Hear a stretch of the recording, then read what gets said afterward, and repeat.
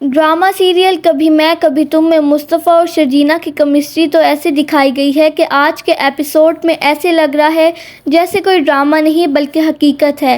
منگل بازار سے برتن خریدنا، گروسری کرنا اور ایون مصطفیٰ اس کے سارے کام بڑے شوق سے کر رہا ہے، اور شرجینہ بھی مصطفیٰ کی محبت میں پورا کمپرومائز کر رہی ہے اور خوشی خوشی رہ رہی ہے۔ شرجینہ کی آفس جانے کے بعد مصطفیٰ گھر کے سارے کام کرتا ہے، ایون جب شرجینہ گھر واپس آتی ہے تو اسے چائے بھی بنا کے دیتا ہے۔ کس نے سوچا تھا کہ ایک لاؤبالی اور غیر ذمہ دار لڑکا اتنی ذمہ داری سے اپنا رشتہ نبھائے گا؟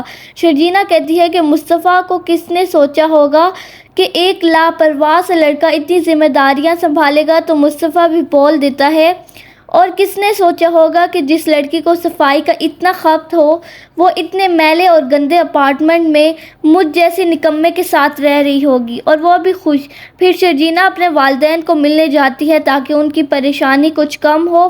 وہ ساری بات اپنی ماں کو بتاتی ہے اور اس کی ماں بولتی ہے کہ مجھے تو لگتا ہے کہ رباب تمہارے سسرال آئی اس مقصد سے تھی کہ کوئی نہ کوئی منصوبہ بنا کر تمہیں اور مصطفیٰ کو اس گھر سے چلتا کرے۔ ادھر افتخار صاحب کو اپنے بیٹے کی بہت یاد آتی ہے تو وہ مصطفیٰ کو کال کرتے ہیں شرجینہ کے نمبر پر۔ جب شرجینہ اسے بتاتی ہے تو وہ غصہ ہو جاتا ہے اور کہتا ہے کہ شرجینہ، میرا رشتہ اگر ہے تو صرف تم سے ہے، مجھے اب کسی کی ضرورت نہیں ہے۔ جب ان کو میرا احساس نہیں ہوا تو میں کسی کا کچھ نہیں۔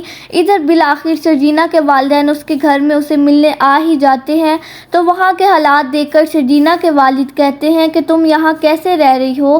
یہ پورا علاقہ تو گندگی کا ڈھیر ہے، یہاں کے لوگ کتنے گندے ہیں۔ تو مصطفیٰ بھی ان کی یہ بات سن کر بول ہی دیتا ہے کہ ٹھیک بول رہے ہیں آپ انکل، آپ ایسا کریں، شرجینہ کو اپنے ساتھ لے چلیں۔